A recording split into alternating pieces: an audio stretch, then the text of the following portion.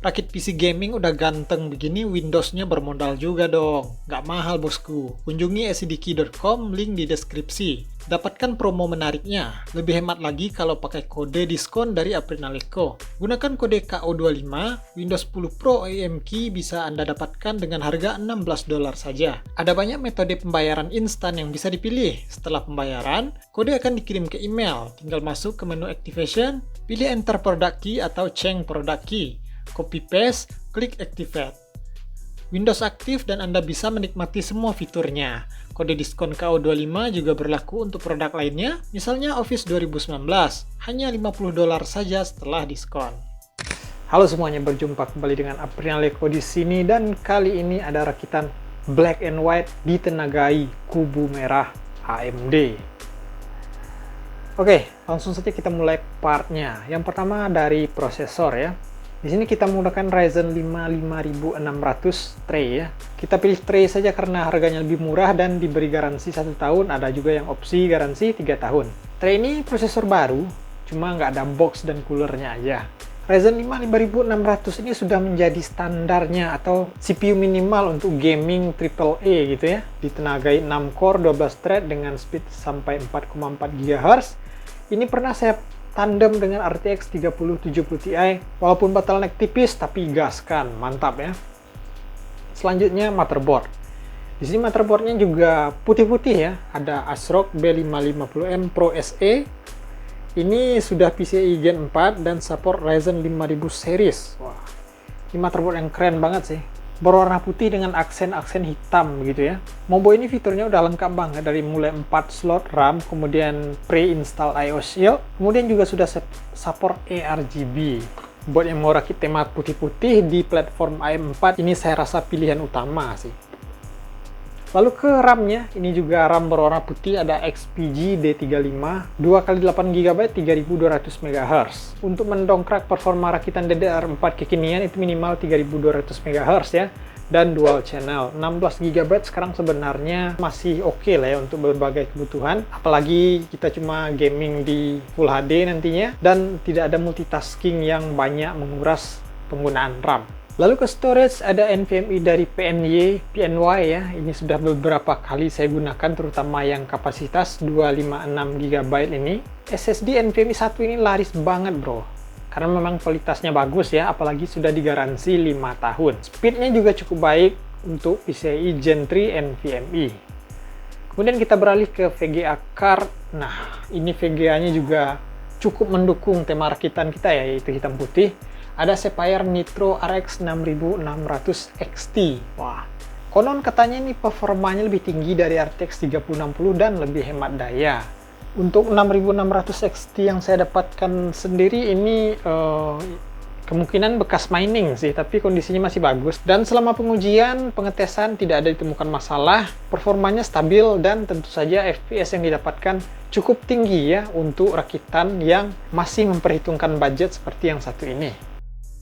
Lalu ke power supply, sebenarnya di sini menggunakan FSP HV Pro 650 watt ya, tapi karena stoknya habis, maka ternyata saya juga baru tahu ada power supply terbaru dari FSP, yaitu FSP Vita BD ya, yang untuk seri bronze-nya ya. Kalau dilihat-lihat sekilas ini lebih bagus dari FSP HV Pro ya. Ini juga 80 plus bronze yang diklaim efisiensinya mencapai 88%. Fitur proteksinya lengkap di sini, OCP, OVP, SCP, OPP, UHV sampai OTP ya. Wah, ini bisa teman-teman lihat sendiri di situs resminya ya. Kemudian yang paling menarik di sini garansinya 5 tahun. Wah, jadi mantap sekali seri FSP Vita ini, bisa menjadi rekomendasi atau referensi untuk teman-teman yang mencari power supply bronze ya.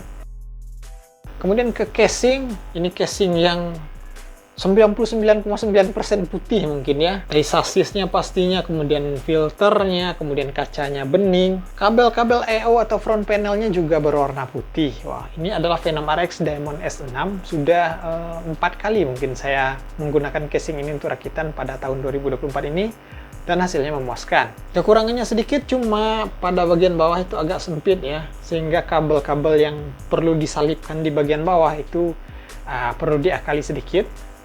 Tapi tidak masalah, karena di sini airflow-nya bagus, daya tampungnya bagus, penampilannya juga keren pastinya. Lanjut ke pendinginan, ada fan dan CPU cooler dari Kyo ya, Kaio, bagaimana cara bacanya? Inilah dia. Pertama ada CPU cooler sama KA400i, sama ini sub-brandnya dari Kaio ya, Kyo. Ini cukup mahal harganya karena ini full wide ya. Kemudian ada ARGB Infinity di atas dan di fan-nya. Performanya cukup bagus dengan 4 heat pipe dan full white sampai ke fin-finnya ini berwarna putih ya. Bagus sekali. Cuma sayangnya putihnya di sini 100% white pada pengaturan ARGB software-nya itu agak kebiruan, bro. Ini mungkin pengaruh dari bahannya ya. Dari bahan LED yang digunakan sehingga agak kebiruan ya. Jika kita bandingkan dengan fan Kaio Breeze ini, yang mana ini satu perusahaan lah ya, mungkin satu pabrik, kok bisa berbeda begitu warnanya.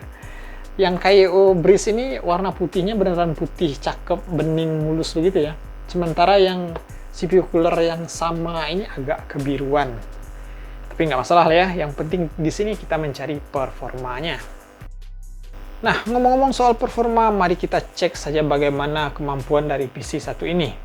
Pertama kita cek NVMe dulu, di mana sequential rate-nya 2200 Mbps, jauh lebih tinggi dari klaim yang dibuat oleh PNY. Lalu Cinebench R15 skornya 1872, yang mana pada pengujian kali ini saya dapatkan skor lebih tinggi daripada Core i5 12400F. Lanjut ke Cinebench R20 dengan skor 4322. Kemudian Unigine Heaven di settingan high 720p, skornya 9700-an. Selanjutnya ke game yang selalu saya jadikan sebagai perbandingan, yaitu Shadow of the Tomb Raider settingan high preset. Di sini didapatkan 120 fps ya rata-rata dan stabil sekali. Dan jika kita bandingkan dengan RTX 3060 dengan backingan yang lebih tinggi ya, ada VRAM 12GB, i7 12700, RAM 2x16, tetap kalah 15 fps-an. Sayangnya pada pengetesan yang dulu ini saya tidak menampilkan daya dari RTX 3060 ya. Lanjut ke Resident Evil 4 Remake, ini settingannya seperti ini.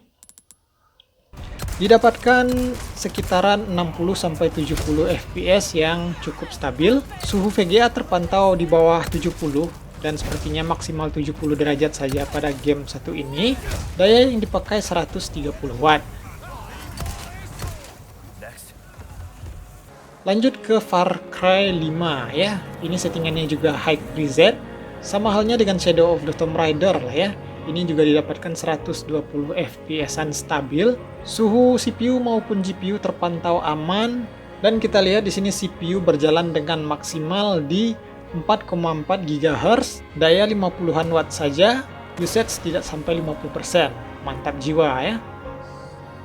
Lanjut ke game yang lebih berat, ini settingan original di bawah high ini ya. Didapatkan juga 100 fps lebih, bisa mencapai 120 di sini.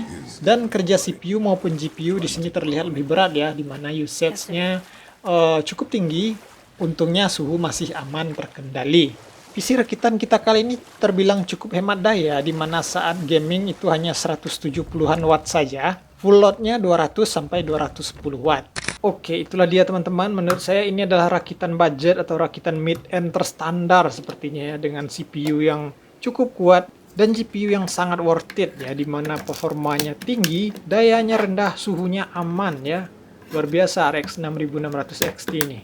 Kekurangannya cuma satu ya, yang mana RX 6600 XT ini banyak yang merupakan ex mining atau bekas mining kripto ya, jadi berhati-hatilah dalam membeli RX 6600 XT. Pastikan ke penjualnya, bagaimana asal-usul VGA-nya, bagaimana pemakaiannya, dan tentu saja kondisinya saat ini.